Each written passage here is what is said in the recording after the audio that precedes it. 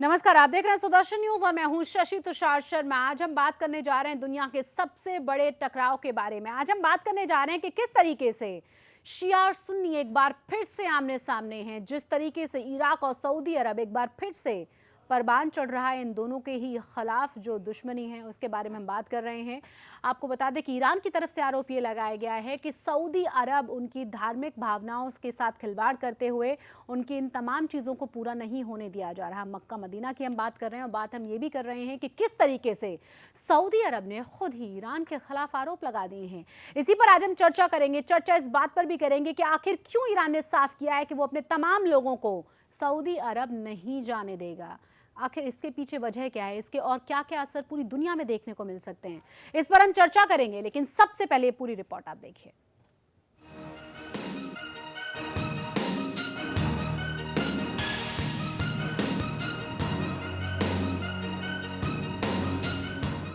दुनिया का सबसे बड़ा शिया सुन्नी टकराव एक बार फिर परवान चढ़ रहा है। शिया बाहुल्य ईरान ने आरोप लगाया है कि सऊदी अरब अल्लाह के रास्ते को उसके लिए बंद कर रहा है। सुन्नी राजशाही वाले सऊदी अरब ने इसके लिए ईरान को ही जिम्मेदार ठहरा दिया है। हर साल की तरह इस बार भी सितंबर में हजारों ईरानी हज यात्रा करने की ख्वाहिश में हैं। लेकिन पिछले दिनों मक्का में हुए हादसे का जिक्र कर ईरान अपने नागरिकों के लिए कुछ अधिकार और सुरक्षा की गारंटी चाहता है, जिसे अरब ने खारिज कर दिया है। दरअसल बीते साल 60,000 ईरानी हज करने मक्का गए थे, लेकिन वहां मची भगदड़ में 2300 लोग मारे गए थे। इनमें 464 ईरानी मूल के नागरिक थे। तब ईरान ने आरोप लगाया था कि सऊदी अरब हज की व्यवस्था ठीक से नहीं कर पाया, जिसकी वजह से यह हादसा हुआ। हालिया 2 दौर की बातचीत के बाद सऊदी अरब ने साफ कर दिया है कि ईरान की मांगों को किसी भी सूरत में नहीं माना जा सकता। माहौल को देखते हुए लग रहा है कि 30 सालों में पहली बार ईरान के मुसलमान हज नहीं कर पाएंगे। ईरान और सऊदी अरब यानी शिया और सुन्नी बाहुल्य देशों का टकराव कुछ वक्त पहले चरम पर पहुंच गया था। सुन्नी राजशाही वाले सऊदी अरब ने अपने देश में 20 लाख शिया आबादी के सबसे बड़े धर्मगुरु अल निम्र को ईरान के विरोध के बावजूद मौत के घाट उतार दिया था। सऊदी ने आरोप लगाया था कि अल निम्र राजशाही के खिलाफ काम करते हैं और उनके संबंध आतंकियों से भी हैं। अल निम्र की मौत के बाद ईरान में सऊदी दूतावास को भीड़ ने आग के हवाले कर दिया था। टकराव इस कदर बढ़ा कि सऊदी अरब ने ईरानी दूतों को 48 घंटे में अपने देश से निकाल दिया। इसके बाद पूरी दुनिया में शिया और सुन्नी टकराव देखने को मिला। यहाँ तक कि इस भिड़ंत का असर तेल की गिरती कीमतों के तौर पर भी सामने आया, क्योंकि सऊदी अरब में कच्चे तेल के बड़े उत्पादन क्षेत्र पर शिया लोगों का कब्जा है, जिसकी वजह से सऊदी के आर्थिक हालात तक डगमगा गए। ईरान अरब का टकराव सीरिया और यमन में भी सामने आया। ईरान जहां पूर्व राष्ट्रपति बशर अल असद का पक्षधर है, वहीं सऊदी गठबंधन असद के विद्रोहियों का साथ दे रहा है। सऊदी अरब का साथ देते हुए सूडान और बहरीन ने भी ईरान से राजनयिक संबंध तोड़ लिए हैं। यूएई ने भी ईरानी राजदूत को देश से निकाल दिया है। ईरान में भी शिया सुन्नी टकराव की आंच पहुंची है। यहाँ तक कि भारत और पाकिस्तान में भी लोग सड़कों पर देखे गए।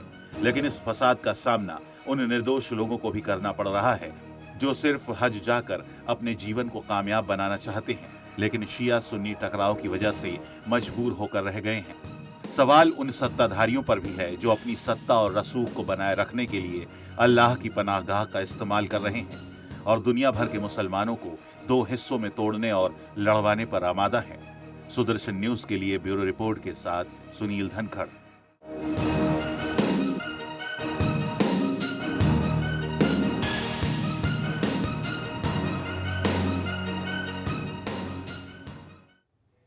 तो इस पर चर्चा करने के लिए हमारे साथ हमारे तमाम खास मेहमान जुड़ गए हैं। हमारे साथ महमूद आलम है जो कि फॉरेन एक्सपर्ट हैं, इंटरनेशनल मामलों के बारे में ज़्यादा जानकारी रखते हैं।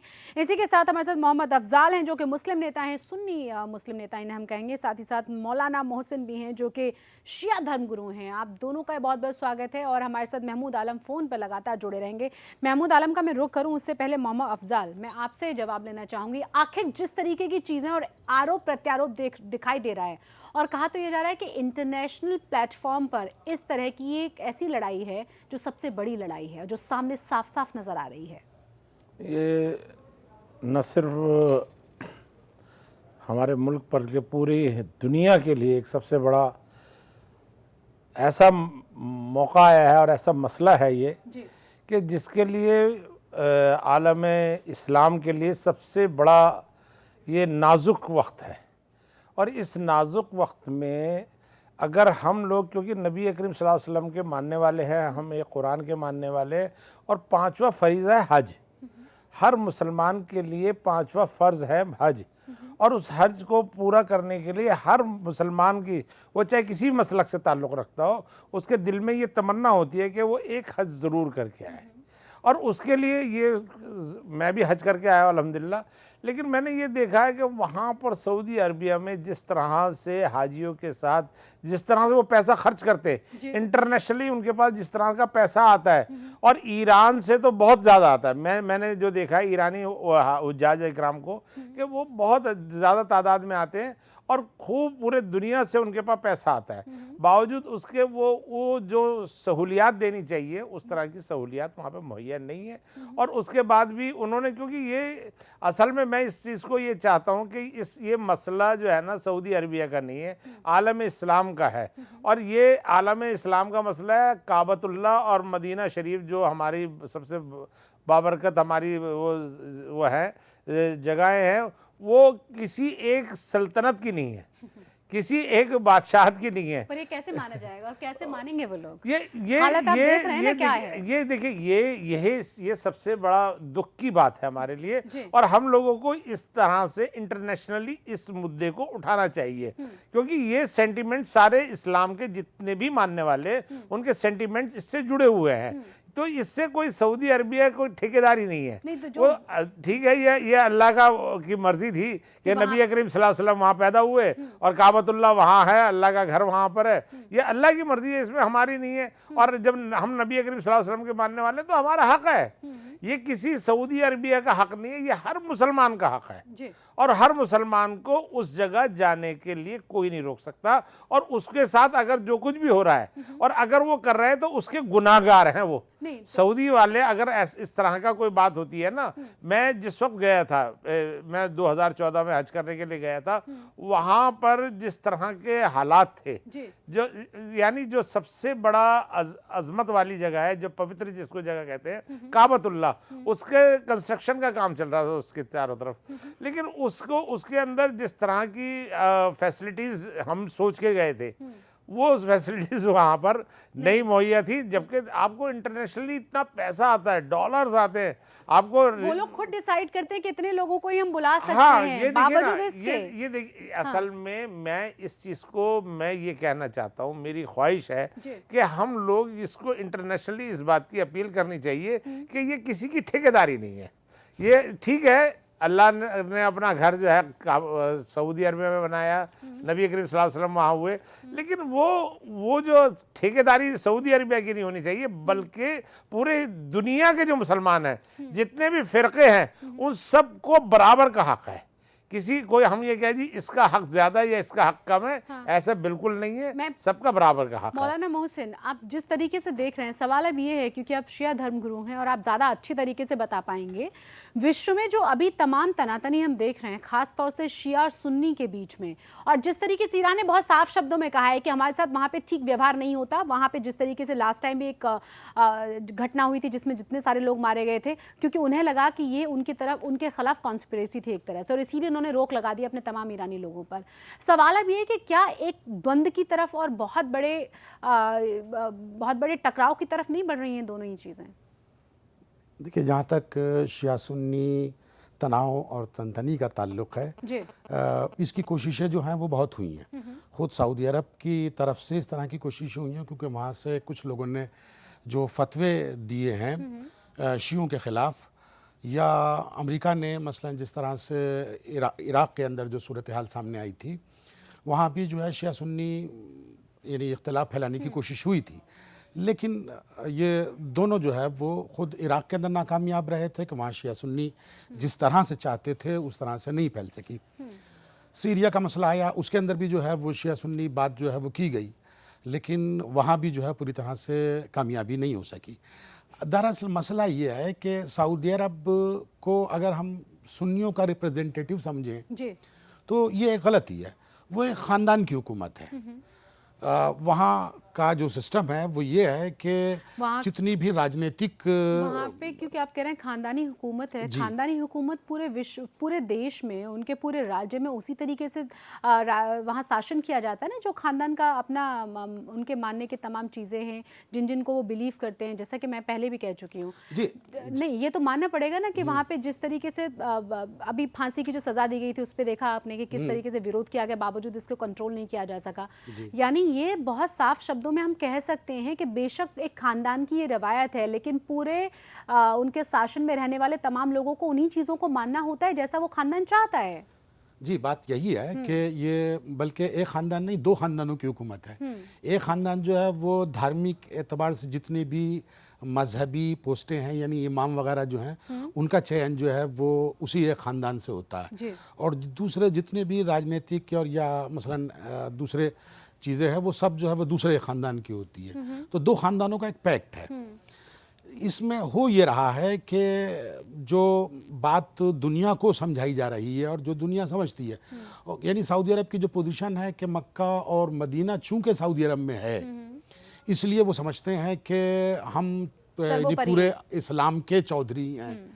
हालांकि मक्का और मदीना का वहाँ होने का मतलब ये नहीं है कि वहाँ हुकूमत जो कुछ कर रही है वो सब कुछ सही है। ये ईरान और सऊदी अरब का जो मसला सामने आया है, देखिए ये दरअसल सऊदी अरब की बदइंतज़ामी है, यानी वो हज को सही तौर पे कंट्रोल न कर पाना। ठीक है, इस पर मैं बात करूंगी बदइंतज़ामी की बात, क्योंकि मोहम्मद अफजाल भी कर रहे हैं। मुझे एक छोटे से ब्रेक ले रुकना होगा, उससे पहले मैं महमूद आलम का रुख करूंगी, फोन लाइन पर लगातार हमारे साथ बने हुए हैं। महमूद आलम, एक छोटा सा सवाल है, शिया और सुन्नी, ईरान और सऊदी अरब के बीच जो टकराव है, कहीं ना कहीं जो ज़्यादती हो रही है वो उन लोगों के लिए हो रही है जो हज पे जाना चाहते हैं, जिनकी बहुत आस्था है, जो इंतजार करते हैं हज पहुंचने का।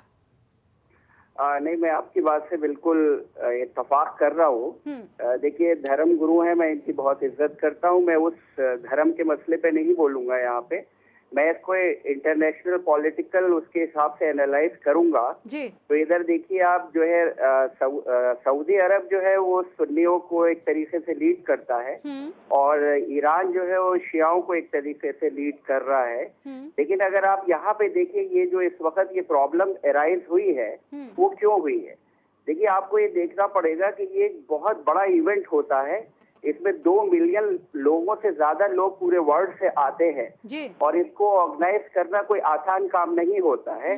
उनको लॉ एंड ऑर्डर देखना होता है और आपको मालूम है आज सऊदीया में भी आतंकवाद का वहां पर भी पनप रहा है। तो जहां तक मैंने एनालाइज किया है, वहां पे सऊदी गवर्नमेंट ये चाहती थी ईरानी गवर्नमेंट से कि एक मेमोरेंडम पे साइन करें, जहां पे वो इस बात का हलफनामा दें कि वह जो ईरान से हाजी आएंगे वो किसी किस्म का डेमोन्स्ट्रेशन नहीं करेंगे। मैं आपका ध्यान ले जाना चाहूंगा 1987 में, जब वहां पे 402 लोगों को जो है ईरानी हाजियों की मौत हुई थी, जब उनकी लड़ाई, उनकी जो है क्लैशेस हुए थे सऊदी सिक्योरिटी फोर्सेस से, क्योंकि वो लोग एंटी यूएस और एंटी इजराइल जो है उनके खिलाफ वहां पे मुजाहरा कर रहे थे। तो ये सारी बातें देखते हुए मैं, देखिए, आपको थोड़ा सा और ले जाना चाहूंगा कि ये जो बेचारे हाजी जो है वो एक पॉलिटिक्स का शिकार हो रहे हैं। आप ये देखिए, मुझे एक छोटे से ब्रेक ले रुकना होगा, लेकिन इसी बीच आपने जो तमाम बातें कही उसमें से सवाल ये है कि ये सिर्फ ईरान के साथ ही क्यों होता है, बाकी के देशों के साथ इस तरह की शर्तों की बात सऊदी अरब क्यों नहीं करता है? इस पे जवाब लूंगी मैं आपसे, लेकिन एक छोटे से ब्रेक के बाद।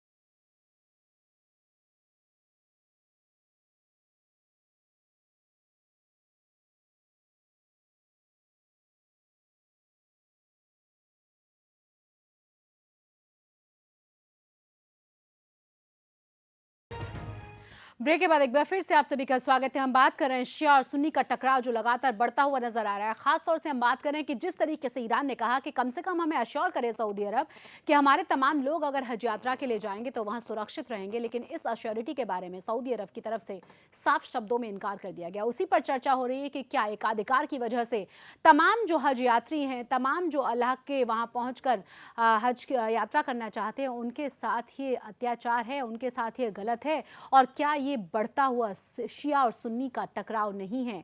हमारे साथ हमारे तमाम खास मेहमान जुड़े हुए हैं, साथ ही साथ महमूद आलम जो कि इंटरनेशनल मामलों के एक्सपर्ट हैं, वो भी फोन लाइन पर लगातार बने हुए हैं। महमूद आलम, आपने कहा कि वहां पर जो परेशानी है वो किस तरह की व्यवस्था उनकी तरफ से की जाती है उसे लेकर है, लेकिन मेरा सवाल ये कि सिर्फ ईरान के साथ ये दिक्कत आती है क्या? बाकी के देशों के साथ तो तमाम ये शर्तें नहीं होती? क्या आप हमारे साथ फोन लाइन पर हैं महमूद आलम? लगता है उन तक हमारी आवाज नहीं पहुंच पा रही है, उनसे फिर से संपर्क साधने की कोशिश हम करेंगे, लेकिन अपने दर्शकों को जरा पहले ये दिखा दें कि आखिर हज यात्रा है क्या और हज यात्रा पर तमाम लोग क्यों जाना चाहते हैं, किस तरह से हज यात्रा पर पहुंचते पहुंचते चाहे शिया हो चाहे सुन्नी हो सब एक हो जाते हैं। जरा देखिए इस रिपोर्ट को। पर यहाँ कोई मजबूरी अल्लाह से मिलने को नहीं रोक रही। यहाँ दो मुल्कों की राजनीति मासूम अल्लाह के बंदों को अपना धार्मिक फर्ज न निभाने पर मजबूर कर रही है। हज को इस्लाम के 5 स्तंभों में से एक माना गया है। साथ ही ये एक धार्मिक कर्तव्य है जिसे अपने जीवन काल में कम से कम एक बार पूरा करना उस मुस्लिम का कर्तव्य है, फिर चाहे वो स्त्री हो या पुरुष। जो सक्षम शरीर होने के साथ साथ इसका खर्च भी उठा पाने में समर्थ हो, उसे हज जरूर करना चाहिए, ऐसा इस्लाम में कहा जाता है। ये इस्लामी तीर्थ यात्रा मुस्लिमों के पवित्र शहर मक्का में हर साल होती है। कुंभ के समान ही पूरी दुनिया में ये सबसे बड़ा धार्मिक जमावड़ा है।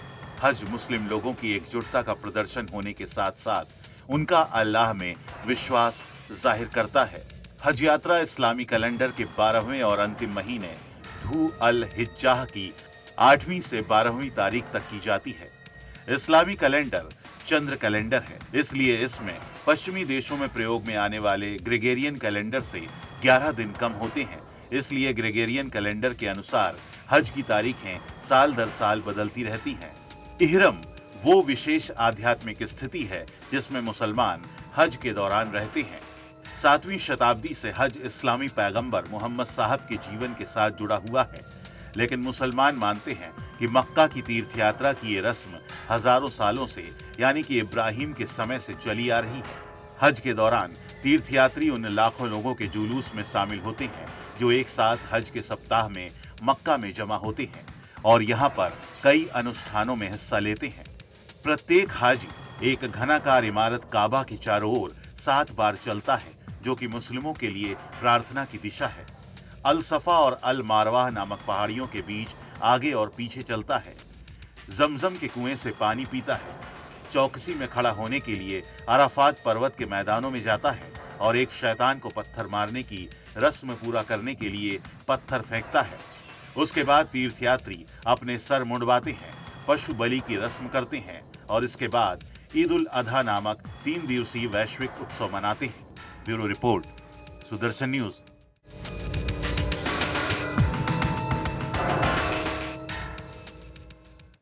तो ये रिपोर्ट हमने आपको दिखाई कि आखिर हज यात्रा है क्या। हमारे साथ हमारे तीनों ही खास मेहमान हैं, लेकिन हमारे साथ जो बात अधूरी रह गई थी वो रह गई थी महमूद आलम की। महमूद आलम, मेरा सवाल ये था, आप कह रहे थे कि वहाँ पर अश्योरिटी क्योंकि नहीं दी गई सऊदी अरब की तरफ से और ये एक वजह है कि वहाँ पर व्यवस्था ठीक तरीके से नहीं हो पाती, लेकिन मेरा सवाल ये कि सिर्फ ईरान के लिए या बाकी के सभी देशों के लिए तमाम शर्तें क्यों नहीं रखी जाती सऊदी अरब की तरफ से? देखिए, ये मेमोरेंडम और हज के दरमियान जो वहाँ पे कानून होते हैं वो सबको ही मानना जरूरी होता है जी। लेकिन ये देखिए, मैं बताऊंगा आपको, ये ईरान और सऊदी अरबिया का जो मसला है वो एक ज्यादा पॉलिटिकल है और इसमें बेचारे हाजी जो है बेकार में जो है एक जो मुसलमानों का ये 5वां फरीजा जो है उसको ईरानी जो है हुज्जाज इस बार नहीं कर पाएंगे। तो देखिए, उसमें बताओ, देखिए फर्स्ट ऑफ ऑल आप सीरिया को लीजिए। सीरिया के ऊपर जो है ईरान जो है हाफिज अल बशर की जो है वो मदद कर रहे हैं और जो है सऊदी अरब ऐसा नहीं चाहता। इराक में भी जो है सऊदी अरबिया का ये कहना है कि जो सुन्नियों के साथ जो सलूक हो रहा है इस वक्त वो मुनासिब नहीं है।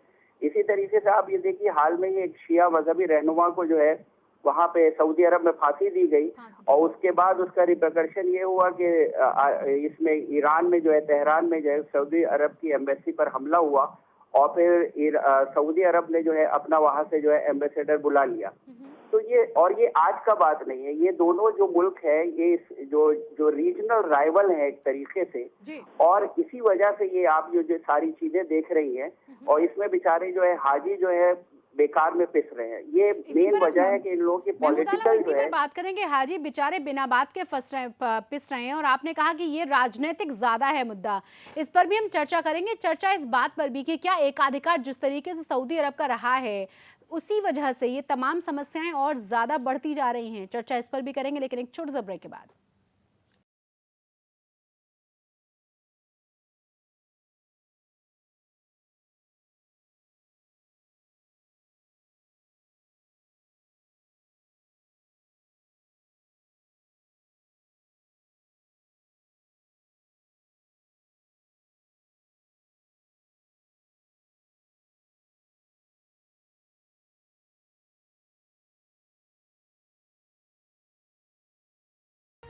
ब्रेक के बाद आप सभी का एक बार फिर से स्वागत है। हमारे साथ हमारे तमाम खास मेहमान बने हुए हैं। सवाल मेरा ये है मोहम्मद अफजाल, जिस तरीके से तमाम चीज़ें नज़र आ रही हैं, क्या एक कोई ऐसी ऑटोनोमस बॉडी नहीं होनी चाहिए जिस पर किसी का भी कंट्रोल ना हो? क्योंकि महमूद आलम भी वही कह रहे हैं, आप भी वही कह रहे हैं, मोहसिन जी भी वही कह रहे हैं कि ये कहीं ना कहीं हाजियों के साथ एक अत्याचार है। जो लोग राजनीति से अलग वहाँ जाकर हज करना चाहते हैं, वो लोग इन दो देशों की राजनीति के चक्कर में हज नहीं कर पाएंगे। देखिए, सबसे पहली बात जो है ना, जो सच्चाई है कि अगर ये फरीज़ा हम लोग मानते हैं कि वो नबी करीम सल्लल्लाहु अलैहि वसल्लम की वजह से, नंबर एक। दूसरी बात ये है कि उन्होंने अपने आखिरी जो उन्होंने एक ही हज था और आखिरी जो उनका खुतबा था, उन्होंने उस आखिरी खुतबे में ये कह दिया कि कोई भी अरब अजम से बढ़कर नहीं है। अजम यानी सारी दुनिया, और कोई अजमी कोई अरब से बढ़कर नहीं है, कोई काला गोरे से बढ़कर नहीं है, कोई गोरा काले से बढ़कर नहीं है। तुम सब कलमा गो हो, इसलिए तुम सब भाई हो। इसलिए वहाँ पर जब अजम और अरब आपस में बराबर है, उनका लेवल अलग नहीं है, तो जब नबी करीम सल्लल्लाहु अलैहि वसल्लम ने ये फरमा दिया, तो उस लाइन के ऊपर सऊदी अरबिया काम क्यों नहीं करता? और अगर नहीं करता तो सारी दुनिया के आलम इस्लाम के जो मुसलमान हैं, जहाँ दुनिया में जहाँ कुछ भी हैं, वो इसके ऊपर कहीं ना कहीं उनको इस बात का जो है ऑब्जेक्शन उठाना चाहिए। और ये ताकि, क्योंकि ये हम सब जब लेवल बराबर है, जितना फ़र्ज सऊदिया वालों के पास है उतना फ़र्ज हमारा भी है, तो कहीं ना कहीं हम लोग भी उस हज का, सभी आज दुनिया में सबसे ज़्यादा मुसलमान अगर हैं इंडोनेशिया के बाद तो हिंदुस्तान के अंदर है, तो उसके अंदर हम लोगों का भी कहीं ना कहीं हिस्सा होना चाहिए। और ये ज़रूरी है। और जो आप कह रहे हैं इसके ऊपर जो है ना, हम मुसलमानों को भी बैठ के पूरी दुनिया के, क्योंकि बात यह है कि ये जो हम शिया सुन्नी, अब नबी करीम सल्लल्लाहु अलैहि वसल्लम ने तो वहाँ पे जब वो कह दिया कि भाई ये ड्रेस कोड है, और उस ड्रेस कोड के बाद कोई शिया सुन्नी देवबंदी बरेलवी कोई वहाँ पे बता नहीं सकता। जब अराफात के मैदान में पहुंच जाते हैं तो वो नबी करीम सल्लल्लाहु अलैहि वसल्लम ने क्यों बताया? उन्होंने बताया 73 फिरके होंगे, 73 फिरके होंगे। उन्होंने ये नहीं कहा कि नहीं होंगे, लेकिन ये कहा कि जब ड्रेस कोड एक होगा तो वो किस लिए था कि इनको इक्वलिटी के ऊपर बात करें। लेकिन सऊदी अरबिया को उसका अगर उनके पास जिम्मेदारी थी तो उन्हें इक्वलिटी के लिए काम करना चाहिए था, जो आज की डेट में नहीं है। यहाँ पर मौलाना मोहसिन, सवाल एक बहुत बड़ा ये भी है, जिस तरीके से हम तमाम चीज़ें देख रहे हैं, क्या ये मुमकिन है कि जो भी आपके धर्मगुरु हैं हर एक देश से बुला करके वहाँ पर एक संस्था हो जो तमाम चीज़ों के लिए अकाउंटेबल हो? क्योंकि जिस तरह की अश्योरिटी की बात अभी ईरान कर रहा है और सऊदी अरब साफ साफ मना कर रहा है, व्यवस्था की बात हम लगातार सुन रहे हैं, एक ऐसी वहाँ पर संस्था होनी चाहिए तमाम इन चीज़ों के लिए जवाबदेह हो, काम करे, और अगर कुछ गलतियाँ होती हैं तो पूरे देश को, पूरी दुनिया को जवाबदारी उसकी बनती हो। जी, वाकई बहुत अच्छी बात है। और ये इससे पहले भी जो है वो मुख्तलिफ मंचों से बहुत से स्कॉलर्स की तरफ से उठ चुकी है कि सऊदी अरब के या किसी भी देश के साथ कैसे भी ताल्लुकात हों, लेकिन हज को इस सियासत से, इस इख्तिलाफ से अलग रखा जाए। बिल्कुल, ये बहुत अच्छा नज़रिया है, बशर्ते कि सऊदी अरब इस चीज़ को कबूल करे। देखिए, मसला जो है वो, जैसे कि इससे पहले भी मैंने अर्ज़ किया कि सऊदी अरब में पिछले साल 2-3 बड़े हादसे हुए, बल्कि हर साल कुछ ना कुछ जो है वहाँ इस तरह से होता है। हाँ। अब इतना बड़ा हादसा जो सऊदी अरब के अंदर हुआ, उसके बावजूद वहाँ कोई इंक्वायरी कमीशन नहीं बिठाया गया और आज तक जो है उसके ऊपर कोई तहकीकात नहीं की गई। देखिए, ये इंक्वायरी कमीशन और ये तहकीकाती इदारे जो हैं वो हमारी गलतियों को हमें बताते हैं ताकि हम उसे सुधार सकें और नेक्स्ट टाइम ऐसी गलती ना हो। अब सऊदी अरब के अंदर हुआ ये कि इस हादसे के तीसरे दिन जो है वो एक वहाँ से फतवा आता है कि ये जो कुछ हुआ वो अल्लाह की मर्जी से हुआ।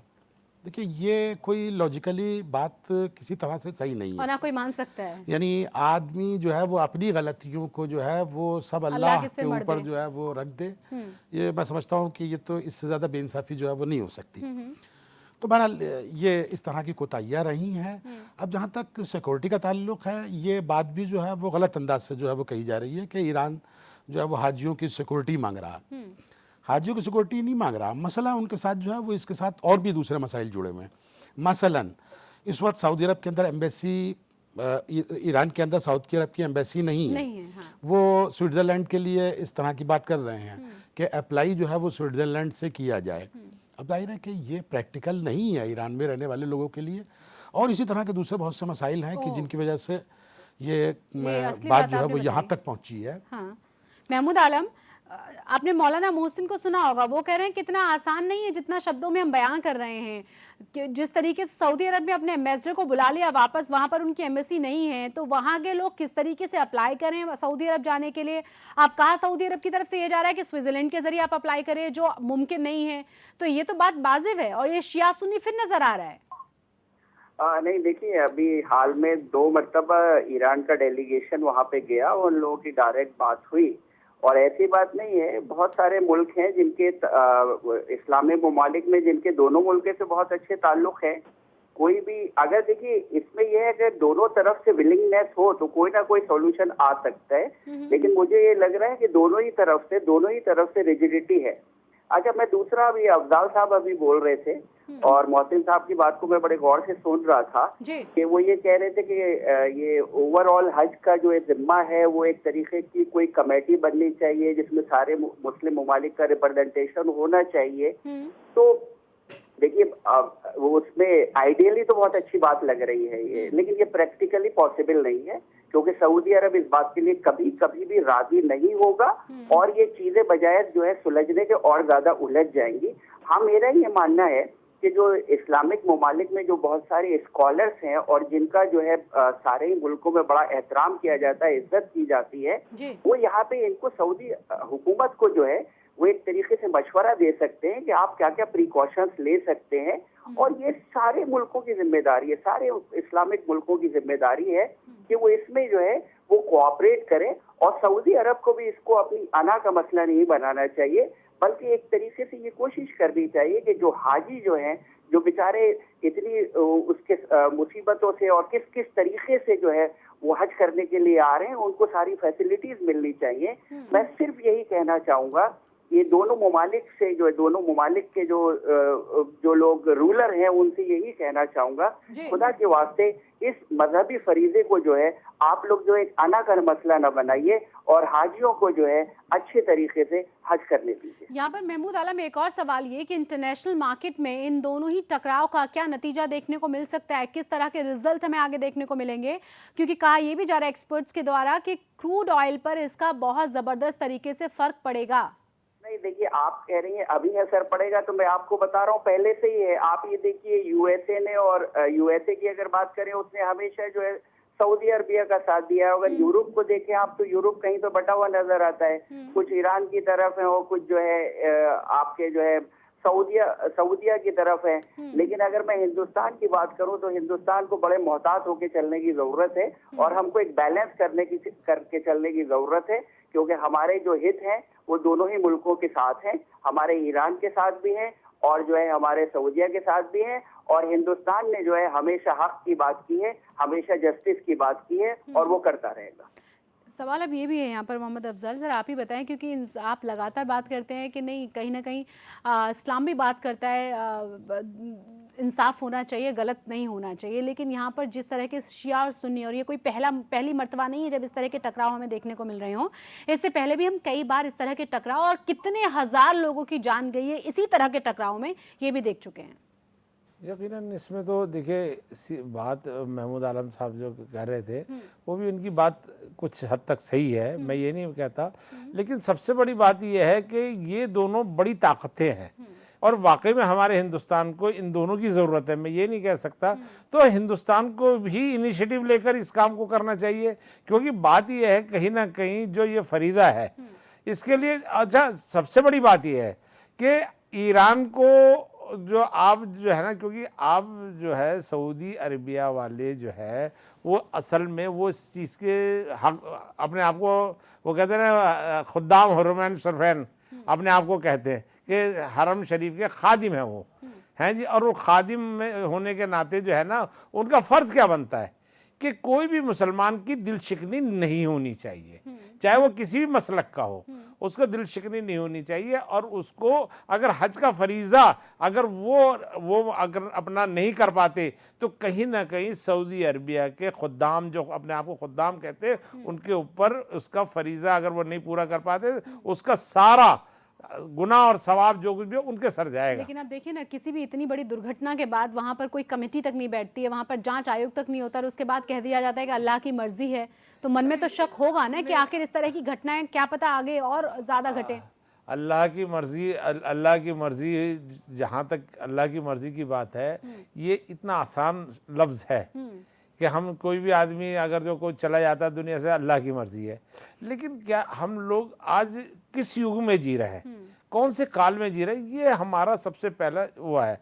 आज के ज़माने में जांच कमेटियां बैठती हैं और सोचती है कि आज जो हुआ है, देखिए सऊदी अरबिया में एक साल आग लगी थी, अराफात के मैदान में आग लगी थी, टेंट तो उन्होंने अल्लाह की मर्जी पे नहीं छोड़ा था, उन्होंने उन टेंटों को फायर प्रूफ बनाया।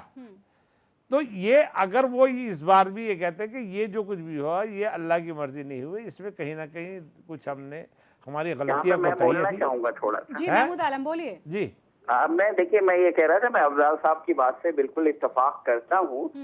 देखिए, मौत और हयात तो ऊपर वाले के हाथ में बेशक, लेकिन अगर कुछ हादसा हो रहे हैं, अगर हम उनकी इंक्वायरी कर लेंगे, और इंक्वायरी इस वजह से की जाती है कि उसमें वो चीजें जो है फ्यूचर में ना हो पाए और हम प्रिकॉशंस ले सके, तो उसमें कोई हरज नहीं है। ठीक है, मैं मान रहा हूँ बिल्कुल मौत और हयात ऊपर वाले के हाथ में, इसमें कोई शक नहीं है। लेकिन उसके अलावा कुछ चीजें ऐसी होती हैं कि जिन पे अगर हम जो है प्रिकॉशंस लें, इंक्वायरी करें, भाई हमारी कहाँ पे कमी रह गई थी, हम किस तरीके से कम वैसे दुर्घटना आगे ना हो, ताकि ये फ्यूचर में ऐसी बातें ना हो पाए।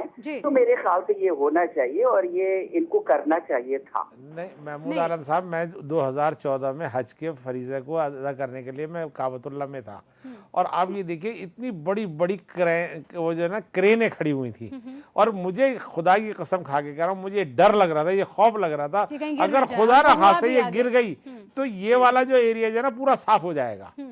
मुझे 2014 में, और ये जो हुआ है ये 2015 में हुआ, 2015 में हुआ जब मैं अफजल साहब, हम लोग इंसान हैं और गलतियां हो सकती हैं। ये आप और मैं कह रहे हैं ना, ये जो जिसके पास वो कहता है डंडा है वो भी तो कहे कि हाँ जी गलतियां हुई है। वही मैं बोल रहा हूँ कि बहुत सारे जो मुस्लिम लीडर्स हैं उनकी दोनों मुल्कों से ताल्लुकात बहुत अच्छे हैं, सऊदी अरब से भी बहुत अच्छे ताल्लुकात हैं, तो सऊदी अरब की जो गवर्नमेंट है उनसे भी बहुत अच्छे ताल्लुकात हैं। तो उन लोगों का ये फर्ज बनता है कि अगर वो लोग देख रहे हैं, जैसे आपने देखा, एक आम इंसान के नाते आपने देख लिया कि वहाँ पे क्रेन है, वहाँ तो एक से एक लोग जो है एक्सपर्ट भी आ रहे हैं, इंजीनियर्स भी आ रहे हैं, और जो है लोग आ रहे हैं हज करने के लिए। तो उन लोगों का सबका भी फरीजा बनता है कि वो हुकूमत की इस तरफ तवज्जो दिलाएं कि भाई देखिए ये हादसा हो सकता है। हम एक छोटे से ब्रेक ले रुकना होगा। मैं आ रही हूँ महमूद आलम आपके पास फिर से लौटकर, लेकिन मौलाना मोहसिन से भी मैं जानने की कोशिश करूंगी कि क्या आगे की राह इतनी आसान है या फिर एक बार टकराव की स्थिति जो नजर आ रही है वो आगे और भयावह होगी। इस पर चर्चा करेंगे एक छोटे से ब्रेक के बाद। आप बने रहें हमारे साथ।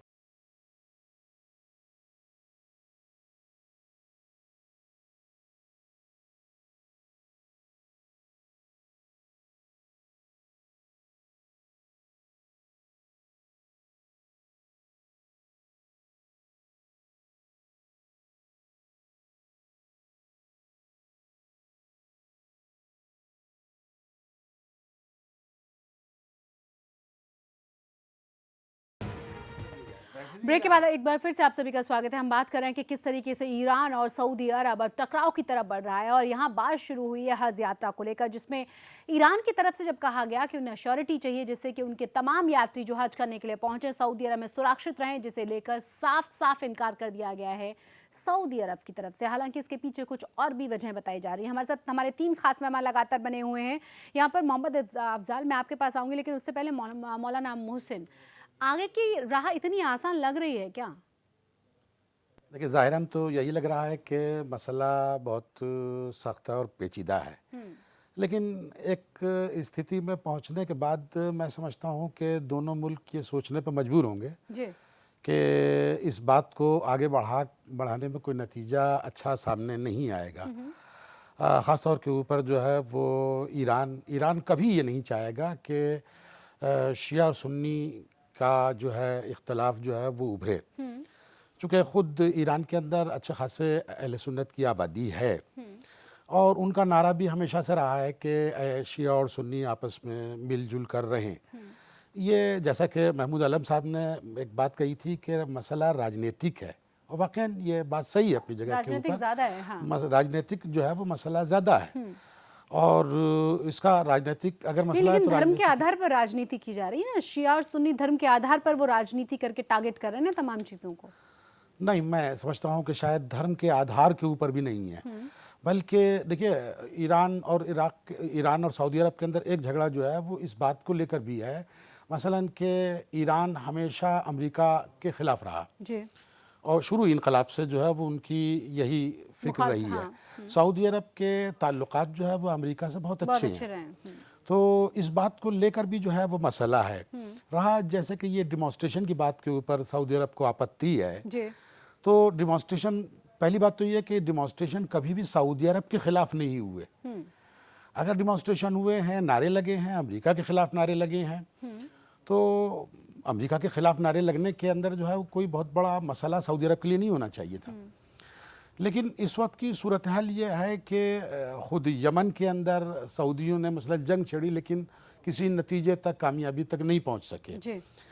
सीरिया के अंदर हाफिज़ुल बशार अल असद के ख़िलाफ़ बहुत कुछ किया गया, ISIS को समर्थन दिया गया और सब कुछ किया गया, लेकिन वहाँ भी जो है वो कामयाबी दूर दूर तक नज़र नहीं आ रही है।